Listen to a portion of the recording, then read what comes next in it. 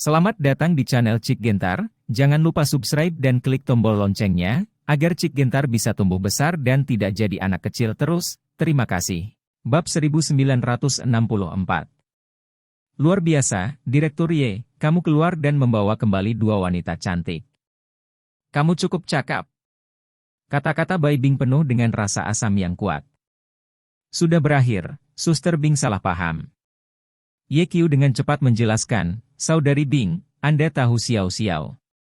Dia adalah seorang dokter di departemen kami. Gadis Su ini juga akan segera menjadi dokter di departemen kami. Setiap orang adalah rekan kerja. Bai Bing melirik Su Xiao Xiao dan Su Luoying. Halo, Dekan Bai. Su Xiao Xiao buru-buru menyapa Bai Bing. Dia sedikit bingung karena suatu alasan. Bai Bing mengabaikan Su Xiao Xiao, meraih telinga Ye Qiu, dan menyeretnya ke dalam kamar. Aduh, sakit, Kak Bing, lepasin, aku belum ganti sepatu. Bai Bing tidak mendengarkan sama sekali, menarik Ye Qiu ke dalam kamar, dan bertanya dengan wajah dingin, apakah kamu ingin menjadi rekan kerja dengan mereka? Atau apakah kamu ingin berbagi tempat tidur dengan mereka? Ye Qiu bertanya balik, apakah ada perbedaan? Kamu, Bai Bing menunjuk Ye Qiu, sangat marah sehingga dia tidak bisa berbicara, dan kemudian berkata, aku tidak bisa menanganimu, aku akan meminta Lin Jingjing untuk menanganimu. Ye Qiu dengan cepat meraih pergelangan tangan Bai Bing dan berkata sambil tersenyum, Saudari Bing, aku baru saja bercanda denganmu, dengarkan penjelasanku. Kamu bahkan membawa orang kembali, apalagi yang harus dijelaskan? Kamu biarkan aku pergi. Bai Bing menjatuhkan tangan Ye Qiu dan berbalik untuk pergi. 9.000 tahun. Begitu Ye Qiu mengucapkan kata-kata ini, Bai Bing tiba-tiba berhenti dan menatap Ye Qiu dengan kaget. Apa yang kamu katakan? 9.000 tahun sudah mati. Ye Qiu meletakkan pedang kekaisaran dan berkata, aku baru saja kembali dari Miao Jiang hari ini. Orang-orang lama menyerang sekte Dewa Penyihir dan mati dalam pertempuran pada usia 9.000 tahun. Naga 7, Naga 8, dan Naga 4 dari kota terlarang dibunuh olehku di Miao Jiang. Bai Bing kaget dan tertegun beberapa saat, lalu bersandar di depan Ye Qiu dan menyentuhnya. Saudari Bing, apa yang kamu lakukan? Ye Qiu tampak bingung. Biarkan aku melihat apakah kamu terluka? Bai Bing berkata dengan tatapan khawatir. Jangan khawatir, aku tidak terluka. Ye Qiu berkata, aku akan memberitahumu satu berita lagi, kamu harus merahasiakannya. Su Xiao Xiao adalah putri kandung berusia 9.000 tahun. Apa? Bai Bing tercengang. Ye Qiu berkata, pada usia 9.000, saya jatuh cinta pada Suzi, orang suci dari sekte Dewa Penyihir, dan melahirkan Su Xiao Xiao.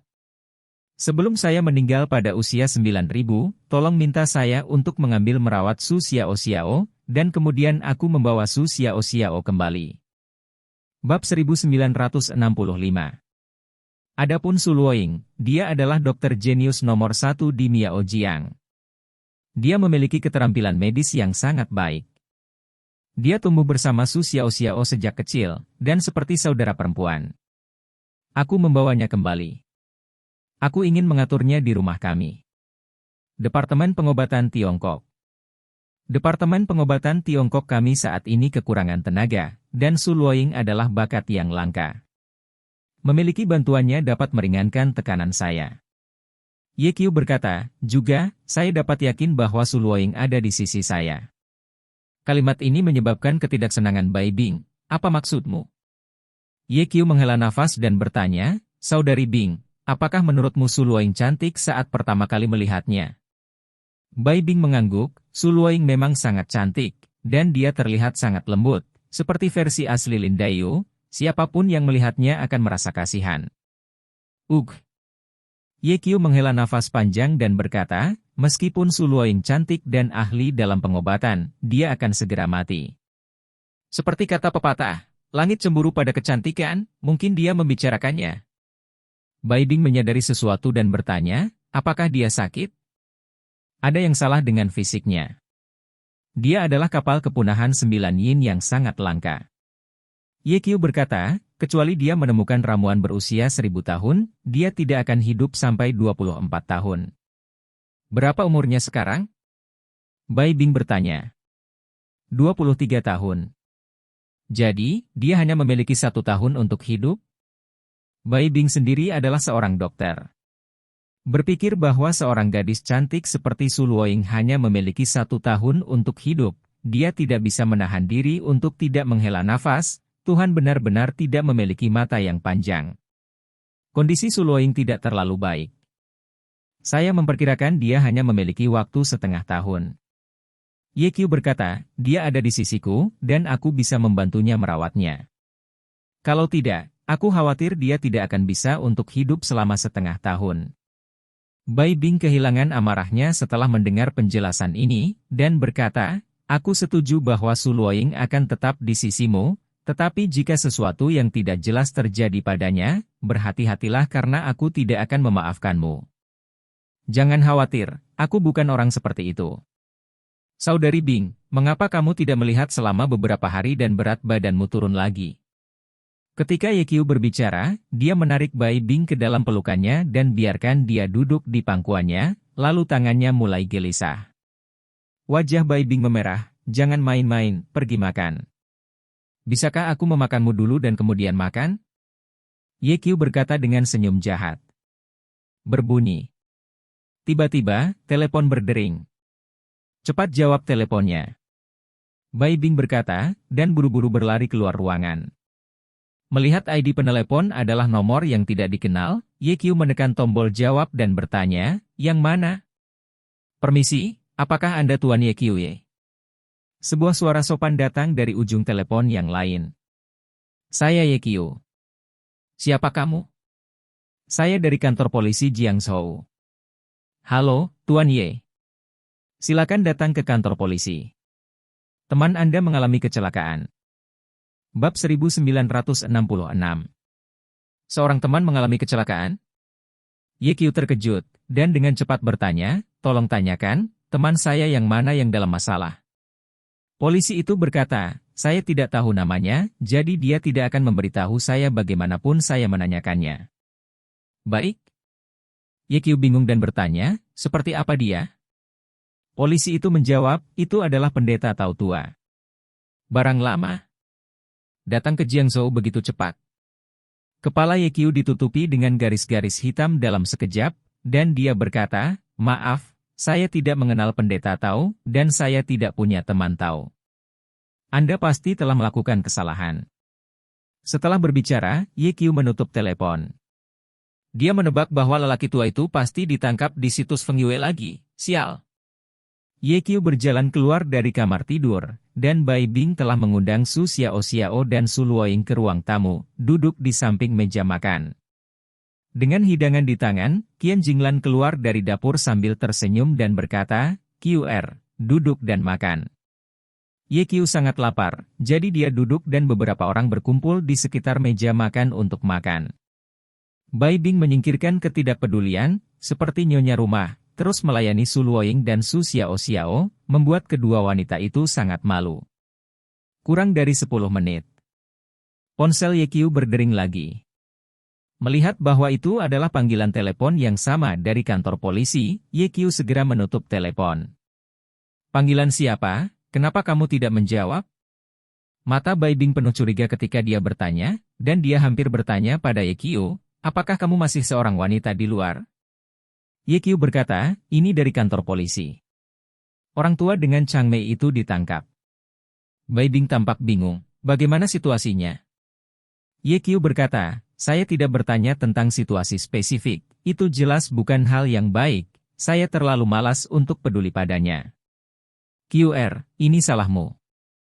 Qian Jinglan meletakkan sumpitnya dan berkata, Zhang Mei Zhenren adalah seorang ahli dan temanmu. Dia dalam masalah sekarang, mengapa kamu hanya berdiri? Sebagai laki-laki, kamu harus setia pada teman-temanmu. Bab 1967. Pergi ke kantor polisi dan tanyakan apakah itu bukan masalah besar, lalu keluarkan Chang Mei yang asli.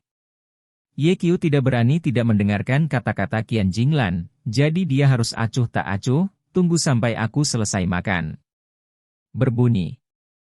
Telepon berdering lagi, dan itu adalah kantor polisi. Ayo, tanyakan tentang situasinya, kata Bai Bing. Ye Qiu tidak ingin menjawab, tetapi melihat Qian Jinglan menatapnya, dia harus menekan tombol jawab. Sebelum dia bisa bertanya tentang situasinya, suara orang yang sebenarnya dengan alis panjang datang dari telepon. Oke, kamu bajingan kecil, berapa banyak yang aku lakukan untukmu? Aku hampir menutup telepon lain kali, dan sekarang jika kamu menghadapi masalah, tolong jangan bergerak, dan kamu mengatakan kamu tidak mengenalku, apakah kamu manusia? Aku melihatmu sebagai serigala bermata putih yang tidak tahu berterima kasih. Apakah hati nuranimu tidak sakit? Ye Qiu langsung memarahinya kembali, jika kamu berani memarahi Lao Zu setelah menunggang kuda, percaya atau tidak aku akan membiarkanmu tinggal di penjara selama sisa hidupmu? Melihat omelan Ye Qiu Kai, Tuan Chang Mei segera berkata sambil tersenyum, bajingan kecil, jangan marah, saya hanya mengeluh beberapa kata, jangan dibawa ke hati. Kamu memiliki banyak orang dewasa, tidak memiliki pengetahuan yang sama denganku, datang ke kantor polisi dan keluarkan aku. Ngomong-ngomong, aku membawa karakter pedang. Ye Qiu terkejut, dia masih sangat tertarik dengan karakter pedang, tetapi ketika dia berpikir bahwa karakter pedang akan menelan biaya 200 juta, itu sedikit menyakitkan, jadi dia memutuskan untuk mengambil kesempatan ini untuk bernegosiasi dengan Master Chang Mei. Kultivasi saya telah melonjak sekarang, dan karakter pedang tidak banyak berguna bagi saya, kata Ye Qiu. Percaya padamu. Tidak peduli seberapa kuat basis kultivasi Anda, apakah Anda memiliki karakter pedang newbie? Anda tidak ingin memberikan uang, bukan? Di ujung telepon yang lain, Master Chang Mei menemukan niat Ye Qiu, dan dia memarahi beberapa kata di dalam hatinya, berkata, cepat dan keluarkan aku dari kantor polisi. Kita bisa berdiskusi tentang karakter pedang. Ye Qiu berkata, nego sekarang, jangan sampai kamu menyesal nanti. Bukankah ada sedikit kepercayaan di antara orang-orang? Chang Mei yang asli sangat kesal, mungkinkah dalam pikiranmu, aku adalah penjahat yang tidak percaya pada kata-kata? Ye Qiu mengangguk, iya. Ini pamanmu. Pria sejati dengan alis panjang berkata, jangan bicara omong kosong, datang dan bawa aku pergi. Setiap karakter pedang adalah 100 juta, dan aku membawa 10. Ye Qiu berkata, saya sangat ketat sekarang, saya khawatir saya tidak akan dapat menghasilkan uang sebanyak itu. Chang Mei yang asli berkata, kamu adalah master sekte lawman, dan kamu dapat memobilisasi ratusan miliar dana, tetapi kamu tidak dapat menghasilkan hanya 1 miliar? Dan Lin Jingxiao, dia adalah ketua perusahaan yang terdaftar, tidak bisa menghasilkan 1 miliar? Ye Qiu berkata dengan ringan, aku tidak tahan. Saya melihat bahwa Anda jelas-jelas mencoba memanfaatkan api. Pria sejati Chang Mei berkata dengan marah. Bagaimana kamu bisa melihatku seperti itu? Aku bukan orang seperti itu, terutama karena aku kekurangan uang akhir-akhir ini, kata Ye Qiu dengan berani. Master Chang Mei berkata, 90 juta keping. Ye Qiu, itu mahal. Orang asli dengan alis panjang, 80 juta keping. Ye Qiu, saya tidak mampu membelinya. Pria sejati Chang Mei, 50 juta. Tidak bisa lebih rendah lagi. Ye Qiu berkata, ini masih agak mahal. Bab 1968. 30 juta satu. Long Meisian berkata, 30 juta satu, tidak bisa kurang, tidak peduli seberapa mudah saya tidak akan menjualnya. Kesepakatan. Ye Qiu tersenyum. Pria sejati dengan alis panjang berkata, datang dan tangkap aku segera. Jangan khawatir, aku akan kembali setelah aku selesai makan malam. Ye Qiu menutup telepon. Kau bajingan kecil, aku kesal. Pria dengan alis panjang di ujung telepon gemetar karena marah. 20 menit kemudian. Ye Qiu tiba di kantor polisi, dan setelah menanyakan situasinya, dia tercengang. Ternyata Chang Mei yang asli datang ke Jiangzhou kemarin, dan tidak ada hubungannya, jadi dia hanya memulai bisnis lamanya dan meramal di jalanan. 2 jam yang lalu, seorang pria parubaya berusia 50 tahun membawa seorang wanita muda berusia awal 20-an untuk menemukan Chang Mei yang asli, dan meminta Chang Mei yang asli untuk membantu menghitung pernikahan antara keduanya. Chang Mei asli melihat wajah keduanya dan berkata bahwa mereka akan saling mencintai seumur hidup dan memiliki keluarga yang bahagia. Pria itu sangat bahagia, dan wanita itu juga sangat bahagia, dan dengan murah hati memberi Chang Mei Zhenren 1000 yuan.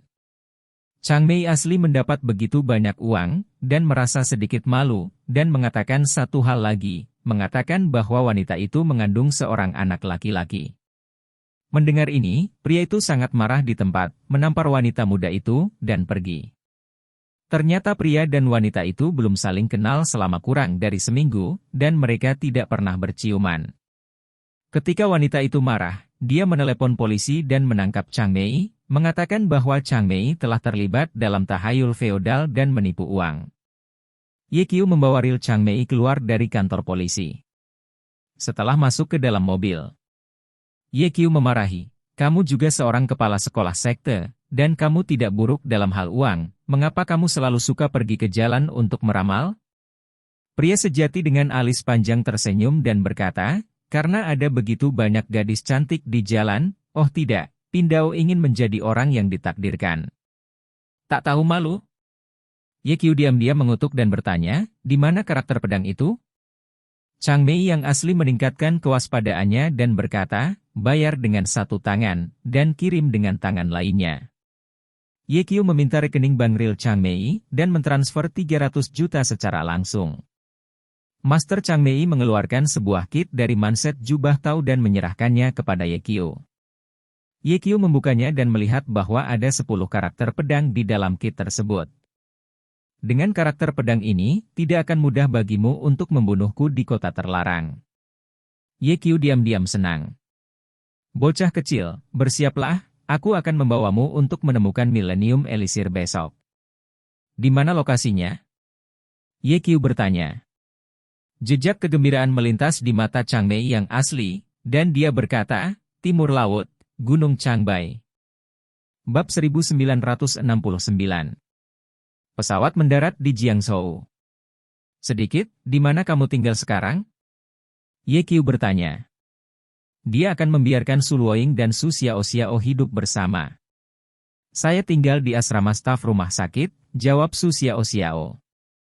"Apakah ada kamar kosong di asrama?" Ye Qiu bertanya lagi. Su Xiaoxiao menggelengkan kepalanya, "Tidak ada lagi." Tampaknya mereka hanya bisa menemukan tempat lain untuk ditinggali Su Luoying. Pada saat ini, telepon Ye Qiu berdering, dan itu adalah Qian Jinglan. Ye Qiu dengan cepat terhubung dan berkata, "Bu QR, di mana kamu?" tanya Qian Jinglan. "Saya baru saja turun dari pesawat dan sedang dalam perjalanan kembali," kata Ye Qiu. "Kalau begitu cepat pulang dan makan," kata Qian Jinglan. Ye Qiu bertanya, "Bu, kapan Anda kembali dari Suzhou dan Hanzhou?" Qian Jinglan berkata, "Aku kembali lebih awal pagi ini." "Kembalilah dengan cepat. Aku akan menunggumu pulang untuk makan malam." Ye Qiu melirik Su Xiaoxiao dan Su Luoying, dan berkata, "Bu, apakah nyaman bagiku untuk membawa 2 teman kembali untuk makan malam?" "Nyaman, segera kembali." Setelah Qian Jinglan selesai berbicara, dia menutup telepon. Su Luoying telah tinggal di Miaojiang sejak dia masih kecil. Dia sangat ingin tahu tentang segala sesuatu di kota. Ye Qiu mendesak, "Xiao-Xiao, jangan beritahu siapapun tentang identitasmu dan Miaojiang. Setelah kembali ke rumah sakit, kamu bisa pergi bekerja seperti biasa." "Baiklah." Su Xiaoxiao mengangguk. Ye Qiu berkata kepada Su Luoying lagi, "Luoying, Jiangzhou sedikit berbeda dari Miaojiang. Kamu harus membiasakan diri dengan lingkungan di sini sesegera mungkin." Bab 1970. "Aku tahu." Su Luoying berkata dengan lembut. Setelah setengah jam, Ye Qiu tiba di rumah.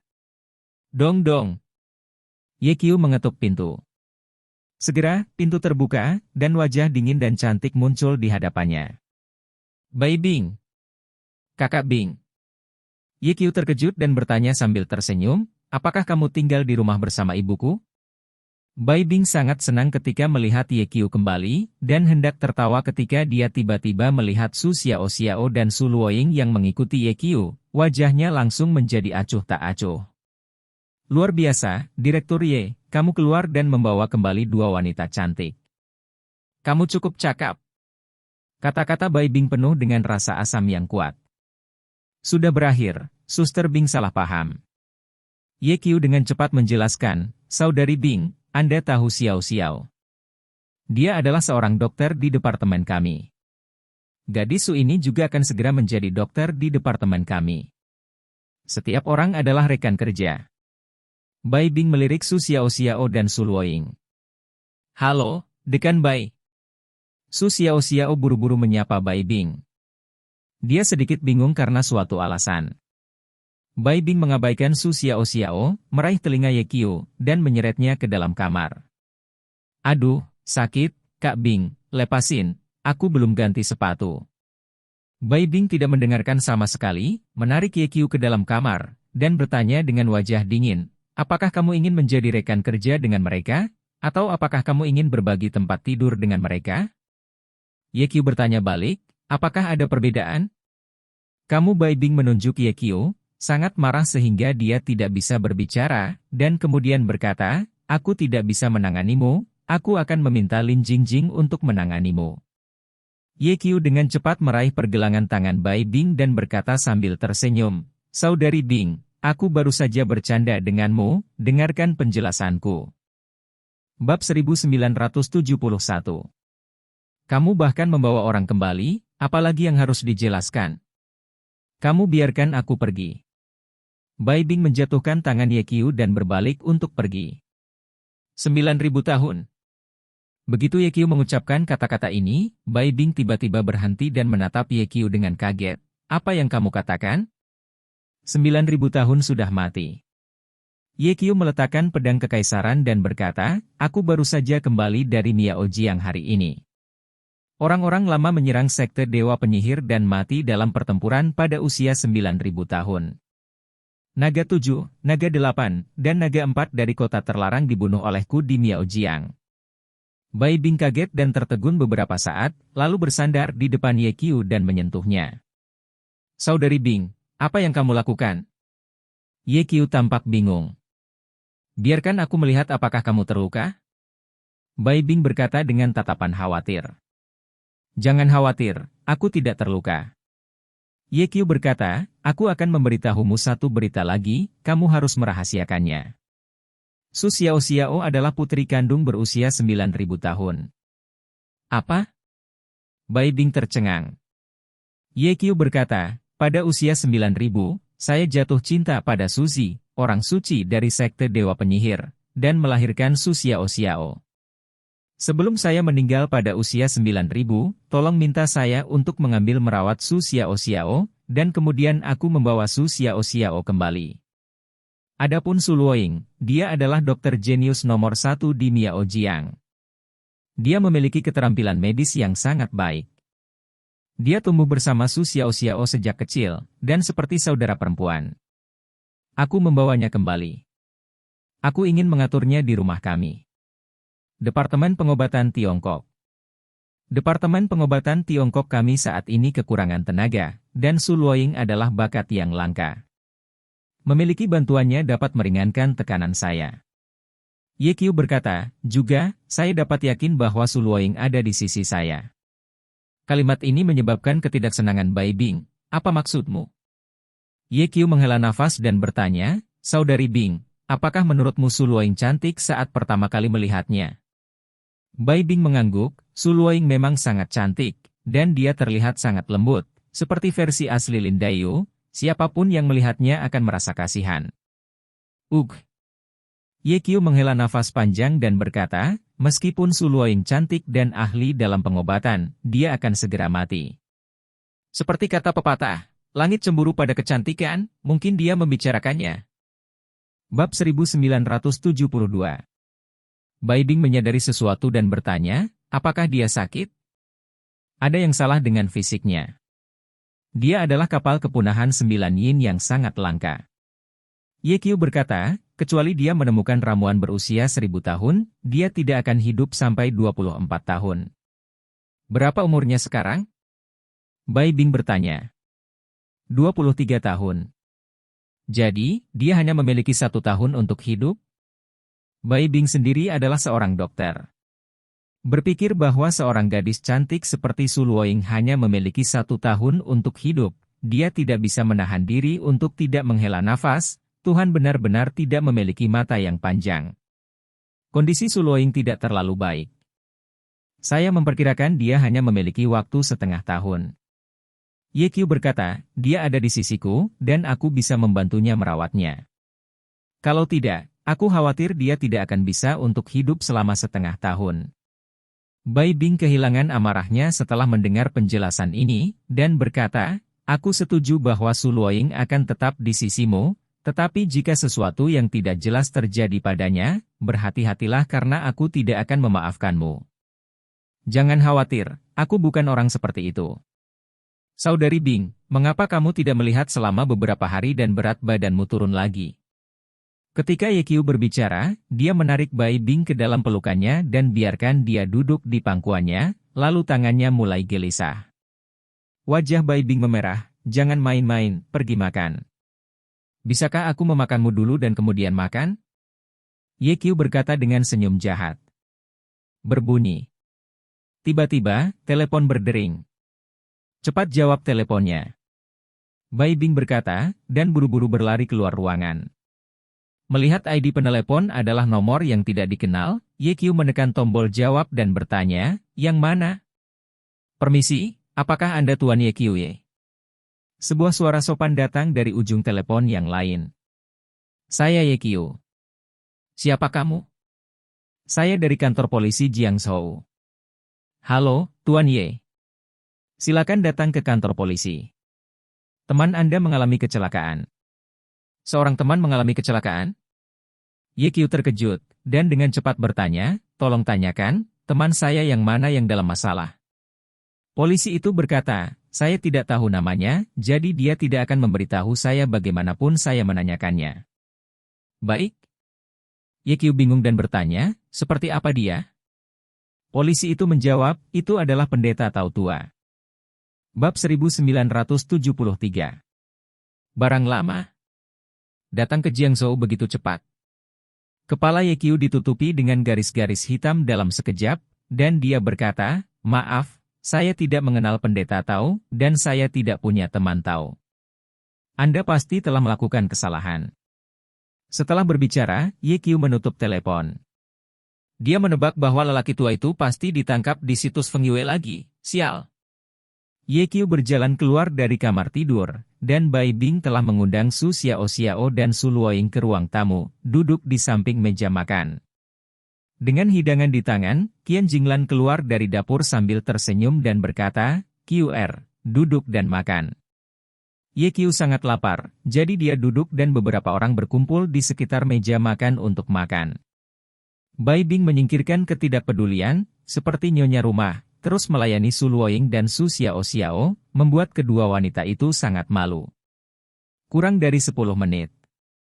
Ponsel Ye Qiu berdering lagi. Melihat bahwa itu adalah panggilan telepon yang sama dari kantor polisi, Ye Qiu segera menutup telepon. Panggilan siapa? Kenapa kamu tidak menjawab? Mata Bai Bing penuh curiga ketika dia bertanya, dan dia hampir bertanya pada Ye Qiu, apakah kamu masih seorang wanita di luar? Ye Qiu berkata, ini dari kantor polisi. Orang tua dengan Chang Mei itu ditangkap. Bai Bing tampak bingung, bagaimana situasinya? Ye Qiu berkata, saya tidak bertanya tentang situasi spesifik, itu jelas bukan hal yang baik, saya terlalu malas untuk peduli padanya. QR, ini salahmu. Qian Jinglan meletakkan sumpitnya dan berkata, Zhang Mei Zhenren adalah seorang ahli dan temanmu. Dia dalam masalah sekarang, mengapa kamu hanya berdiri? Sebagai laki-laki, kamu harus setia pada teman-temanmu. Pergi ke kantor polisi dan tanyakan apakah itu bukan masalah besar, lalu keluarkan Chang Mei yang asli. Ye Qiu tidak berani tidak mendengarkan kata-kata Qian Jinglan, jadi dia harus acuh tak acuh, tunggu sampai aku selesai makan. Berbunyi. Telepon berdering lagi, dan itu adalah kantor polisi. Ayo, tanyakan tentang situasinya, kata Bai Bing.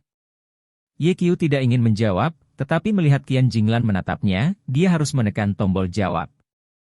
Sebelum dia bisa bertanya tentang situasinya, suara orang yang sebenarnya dengan alis panjang datang dari telepon. Oke, kamu bajingan kecil, berapa banyak yang aku lakukan untukmu?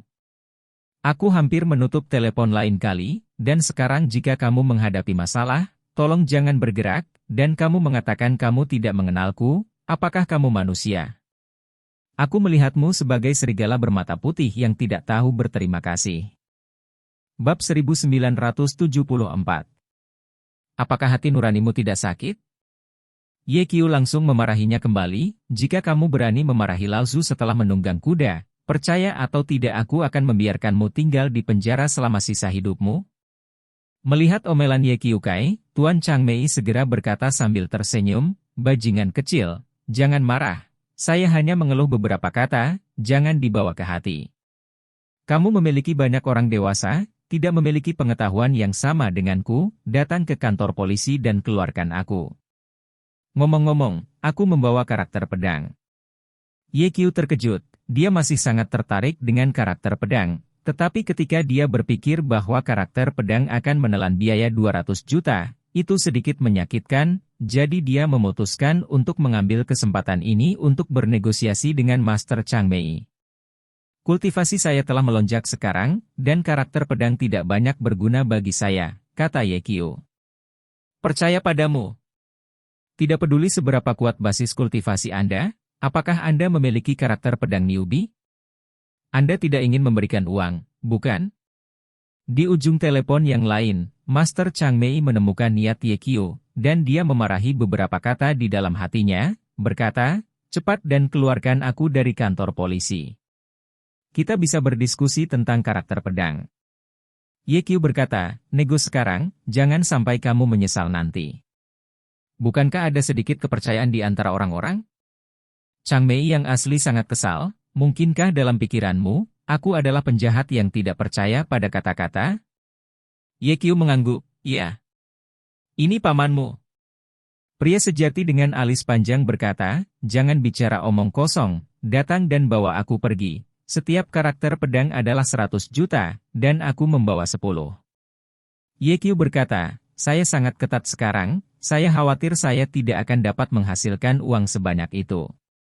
Chang Mei yang asli berkata, kamu adalah Master Sekte Longmen, dan kamu dapat memobilisasi ratusan miliar dana, tetapi kamu tidak dapat menghasilkan hanya 1 miliar? Dan Lin Jingxiao, dia adalah ketua perusahaan yang terdaftar, tidak bisa menghasilkan 1 miliar? Ye Qiu berkata dengan ringan, aku tidak tahan. Saya melihat bahwa Anda jelas-jelas mencoba memanfaatkan api. Pria sejati Chang Mei berkata dengan marah. Bagaimana kamu bisa melihatku seperti itu? Aku bukan orang seperti itu, terutama karena aku kekurangan uang akhir-akhir ini, kata Ye Qiu dengan berani. Master Chang Mei berkata, 90 juta keping. Ye Qiu, itu mahal. Orang asli dengan alis panjang, 80 juta keping. Bab 1975. Ye Qiu, saya tidak mampu membelinya. Pria sejati Chang Mei, 50 juta. Tidak bisa lebih rendah lagi. Ye Qiu berkata, ini masih agak mahal. 30 juta satu. Long Meisian berkata, 30 juta satu, tidak bisa kurang, tidak peduli seberapa mudah saya tidak akan menjualnya. Kesepakatan. Ye Qiu tersenyum. Pria sejati dengan alis panjang berkata, datang dan tangkap aku segera. Jangan khawatir, aku akan kembali setelah aku selesai makan malam. Ye Qiu menutup telepon. Kau bajingan kecil, aku kesal. Pria dengan alis panjang di ujung telepon gemetar karena marah. 20 menit kemudian. Ye Qiu tiba di kantor polisi, dan setelah menanyakan situasinya, dia tercengang. Ternyata Chang Mei yang asli datang ke Jiangzhou kemarin, dan tidak ada hubungannya, jadi dia hanya memulai bisnis lamanya dan meramal di jalanan. 2 jam yang lalu, seorang pria paruhbaya berusia 50 tahun membawa seorang wanita muda berusia awal 20-an untuk menemukan Chang Mei yang asli, dan meminta Chang Mei yang asli untuk membantu menghitung pernikahan antara keduanya. Chang Mei asli melihat wajah keduanya dan berkata bahwa mereka akan saling mencintai seumur hidup dan memiliki keluarga yang bahagia. Pria itu sangat bahagia, dan wanita itu juga sangat bahagia, dan dengan murah hati memberi Chang Mei Zhenren 1.000 yuan. Chang Mei asli mendapat begitu banyak uang, dan merasa sedikit malu, dan mengatakan satu hal lagi, mengatakan bahwa wanita itu mengandung seorang anak laki-laki. Mendengar ini, pria itu sangat marah di tempat, menampar wanita muda itu, dan pergi. Ternyata pria dan wanita itu belum saling kenal selama kurang dari seminggu, dan mereka tidak pernah berciuman. Ketika wanita itu marah, dia menelepon polisi dan menangkap Chang Mei, mengatakan bahwa Chang Mei telah terlibat dalam tahayul feodal dan menipu uang. Ye Qiu membawa Ril Chang Mei keluar dari kantor polisi. Setelah masuk ke dalam mobil, Ye Qiu memarahi, "Kamu juga seorang kepala sekolah sekte, dan kamu tidak buruk dalam hal uang, mengapa kamu selalu suka pergi ke jalan untuk meramal?" Pria sejati dengan alis panjang tersenyum dan berkata, "Karena ada begitu banyak gadis cantik di jalan, oh tidak, Pindao ingin menjadi orang yang ditakdirkan." Bab 1976. Tak tahu malu? Ye Qiu diam-diam mengutuk dan bertanya, "Di mana karakter pedang itu?"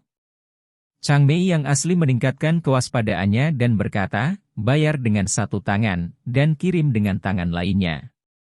Ye Qiu meminta rekening bank Ril Chang Mei, dan mentransfer 300 juta secara langsung. Master Chang Mei mengeluarkan sebuah kit dari manset jubah Tao dan menyerahkannya kepada Ye Qiu. Ye Qiu membukanya dan melihat bahwa ada 10 karakter pedang di dalam kit tersebut. "Dengan karakter pedang ini, tidak akan mudah bagimu untuk membunuhku di kota terlarang." Ye Qiu diam-diam senang. "Bocah kecil, bersiaplah, aku akan membawamu untuk menemukan Millennium Elixir besok." "Di mana lokasinya?" Ye Qiu bertanya. Jejak kegembiraan melintas di mata Chang Mei yang asli, dan dia berkata, "Timur laut, Gunung Changbai." "Gunung Changbai?" Ye Qiu memiliki beberapa keraguan tentang apa yang dikatakan Chang Mei dan bertanya, "Akan ada ramuan berusia 1.000 tahun di Gunung Changbai?" Pria sejati dengan alis panjang mengangkat kelopak matanya, "Kenapa, kamu tidak percaya padaku? Biarkan saya memberitahu Anda, Gunung Changbai adalah lokasi Vena Naga Timur Laut. Jika tidak ada ramuan berusia 1.000 tahun di sana, maka tidak mungkin ramuan 1.000 tahun muncul di tempat lain di dunia. Pikirkan tentang itu, apakah ginseng berusia seabad yang digali dalam beberapa tahun terakhir semuanya digali dari timur laut? Ginseng liar berumur 100 tahun dapat digali, apakah ramuan berumur 1.000 tahun masih jauh?" Ye Qiu terdiam. "Bocah kecil, cepat dan bersiaplah, kita akan pergi besok." Chang Mei yang asli berkata, "Saya menghitung hari. Besok adalah hari keberuntungan zodiak. Ketika kita pergi ke timur laut di sini, kita pasti akan memiliki perjalanan yang mulus. Ngomong-ngomong, bawa Scarlet Heaven Sword. Gunung Changbai adalah hutan purba. Siapa yang tahu jika akan ada bahaya setelah masuk, untuk berjaga-jaga." Ye Qiu bertanya, "Kamu mau kemana sekarang?" "Kamu mengemudi dulu, aku akan turun ketika saatnya untuk turun," kata pria sejati Chang Mei, bersandar dengan malas di kursi. Ye Qiu melirik pria jorok dengan alis panjang, wajahnya penuh dengan jijik. "Saya mengatakan bahwa Anda adalah kepala sekolah sekte, dapatkah Anda memperhatikan citra Anda? Anda membuat diri Anda sangat ceroboh sepanjang hari, saya tidak tahu, saya pikir Anda itu pengemis yang meminta makanan. Kamu tahu sial. Semakin banyak orang yang cakap, semakin sedikit mereka memperhatikan gambar. Bukankah Zhang Zhenren, pendiri Gunung Wudang, disebut tahu yang ceroboh?" Berbicara tentang Gunung Wudang, Tuan Chang Mei berkata lagi, "Kelinci kecil, dengarkan saran saya, jangan pergi ke Gunung Wudang." Bab 1977. Hidung banteng Chongsu adalah rubah tua, sangat licik, penuh dengan air yang buruk, mungkin itu jebakan untukmu. Ye Qiu tertawa, "Saya tidak memiliki dendam dengan Gunung Wudang di masa lalu, tetapi baru-baru ini kami tidak memiliki dendam. Apa yang dilakukan Taoist Chongsu untuk saya? Selain itu, Gunung Wudang adalah sekolah yang terkenal dan layak, jadi seharusnya tidak ada kebencian terhadapku. Taoist Chongsu adalah kepala sekolah dan memiliki prestise tinggi di sungai dan danau, jadi itu tidak akan membuatku malu, generasi yang lebih muda." Orang tua, aku tahu kamu cemburu pada orang lain, tetapi jangan memfitnah mereka karena ini. Inilah yang dilakukan penjahat.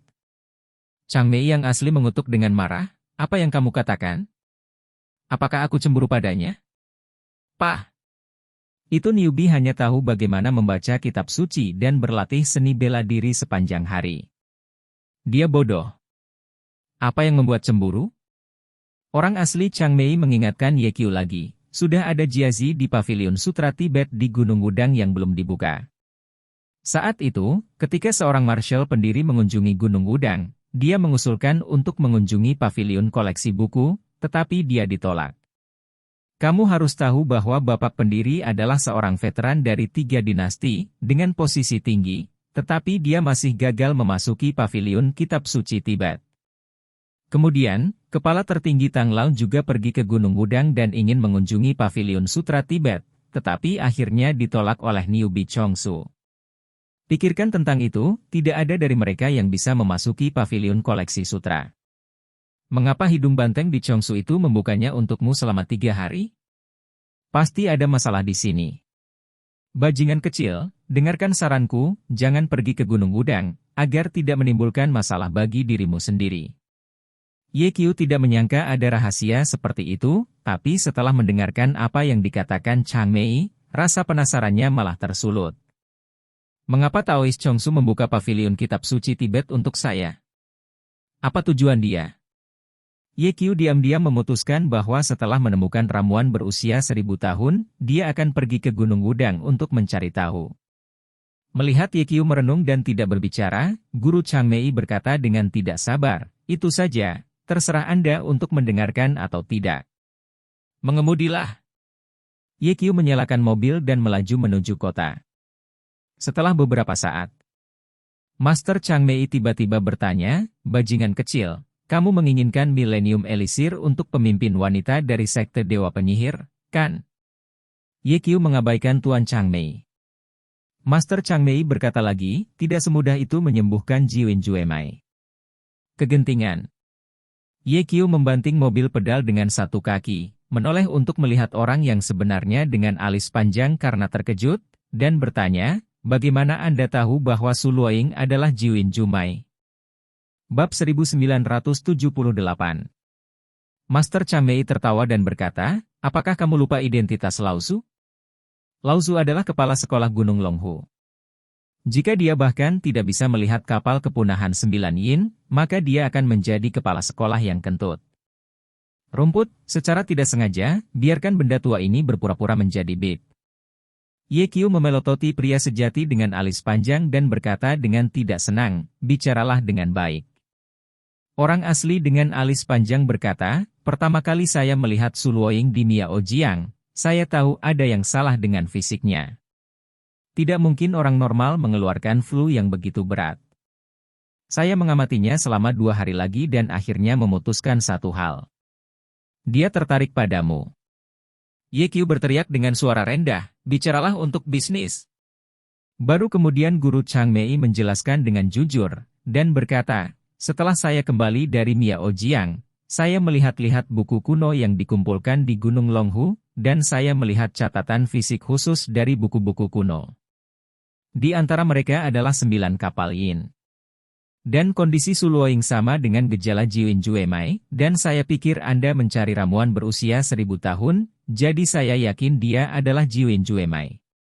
Chang Mei yang asli melanjutkan, tentang 9 yin Juemai, ada 2 metode pengobatan yang tercatat dalam buku-buku kuno. Salah satunya adalah menggunakan ramuan berusia 1000 tahun sebagai obat untuk membuka 9 meridian yang diblokir, yang lain adalah menggabungkan pria dengan tubuh 9 yang dan seorang wanita dengan 9 yin dan tanpa meridian, yang tidak hanya dapat membuka 9 meridian, tetapi juga memiliki manfaat besar bagi kedua belah pihak. Ketika Master Chang Mei mengatakan ini, dia melirik Ye Qiu dan menghela nafas, sayangnya, Anda bukan dari 9 matahari. Jika tidak, jika Anda bergabung dengan Su Luoying, keterampilan Anda akan meningkat pesat. Bukankah ini tidak masuk akal? Jika saya memiliki tubuh 9 matahari, apakah saya masih perlu menemukan elisir milenium? Ye Qiu memutar matanya dan berkata, Jiwen Juemai tidak akan bertahan sampai dia berusia 24 tahun. Tubuh Su Luoying terlalu dingin, menyebabkan fisiknya semakin buruk. Saya khawatir dia hanya bisa bertahan selama setengah tahun. Jadi saya ingin melakukannya sesegera mungkin. Temukan Millennium Elixir dan selamatkan nyawanya. Master Chang Mei bertanya, bagaimana jika saya tidak dapat menemukan Millennium Elixir? Ye Qiu bertanya balik, bukankah kamu bersumpah bahwa ada ramuan berumur 1000 tahun di Gunung Changbai? Ini. Orang asli dengan alis panjang memutar matanya dan berkata sambil tersenyum, apa yang saya katakan untuk berjaga-jaga, bagaimana jika saya tidak dapat menemukan ramuan berusia 1000 tahun? Jika ramuan berusia 1000 tahun tidak dapat ditemukan, maka Su Luoying tidak punya pilihan selain mati. Meskipun Ye Qiu berpikir begitu di dalam hatinya, dia berkata, terserah orang, keberuntunganku selalu lebih baik, mungkin aku bisa menemukan ramuan berusia 1000 tahun. Hal ini tidak disangkal oleh orang yang memiliki alis panjang. Dengan nasib buruk, bagaimana mungkin bisa bertahan berkali-kali? Bagaimana mungkin bertemu dengan Jiwen Juemai yang langka? Master Chang Mei berkata, perjalanan ke timur laut ini pasti akan menghasilkan hadiah yang besar. Bajingan kecil, jangan khawatir, jika kamu tidak dapat menemukan Millennium Elixir, aku punya cara untuk menyelamatkan Su Luoying.